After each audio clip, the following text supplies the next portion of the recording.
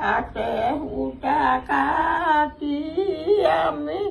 খদৰ কাপোৰ পিন্ধো খদৰ কাপোৰ পিন্ধো স্বাধীন দেশৰ ছাতি আমি স্বাধীনতা ৰাখো 15 আগষ্ট 47 চনতে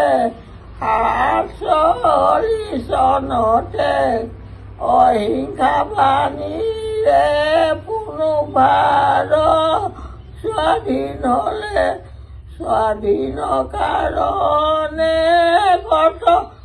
যুৱক যুৱতী যুৱক যুৱতী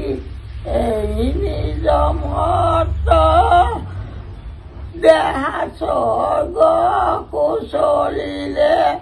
কুশল কোঁৱৰ কনক লতা ভোগেশ্বৰীয়া আত্মাৰে পুজিলে মাটি পূজাইনী হৈ কুশলে ল'লে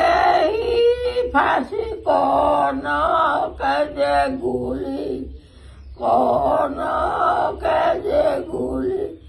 এই নিজ মত দেহা স্বৰ্গ কুশলিলে 93 বছৰ এই একদম তেতিয়াৰ দিনত আন্দোলনৰ গীতবিলাক মনত ৰখাটো অলপ কাহিনী নেকি তই ক নিজে ভাব হা ভাৰতৰ স্বাধীনতা আন্দোলনত কমিউনিষ্ট আন্দোলনত বা খগেন বৰবৰুৱাৰ লগত গৈছিলে স্বাধীনতা আন্দোলনত আপোনালোক কাৰ লগত গৈছিলে ন স্বাধীনতা আন্দোলন পাইছিলে না 47টো পাইছিলে না নাই পোৱা নাই পাহৰিলে ন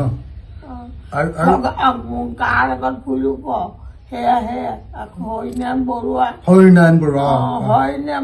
লগত চাকৰি মই পাইছিলো হৰিনাৰায়ণ বৰুৱাৰ লগত মই ঘূৰিও ফুৰিছিলো গণহাতিকা দিয়াকে মই